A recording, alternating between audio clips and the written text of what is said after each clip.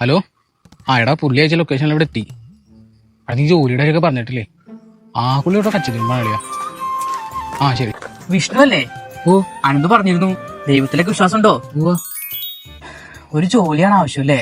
വിഷ്ണു എന്തൊക്കെ പഠിച്ചിട്ടുണ്ട്? BA English, MA Malayalam, Java, C++, SAP. Delivery job ചെയ്യാൻ പറ്റുമോ ബൈക്കില്? ഞാൻ സ്വിഗ്ഗി കൂടിയിട്ടുള്ളതാ. മിടുക്കൻ. അപ്പൊ ഇന്ന് തന്നെ ജോലിക്ക് ഇറക്കുള്ളൂ. 25,000 റുപ്യ ശമ്പളം. 1000 ഇതിനൊക്കെ എന്തിനാ നന്ദി പറയണേ? ജോലി ഇല്ലാത്തൊരു കൂട്ടുകാരനെ സഹായിക്കുന്നു. ഞാൻ എത്ര കണ്ടാ മതി. എന്താ സാർ പ്രൊഡക്റ്റ് എന്താ?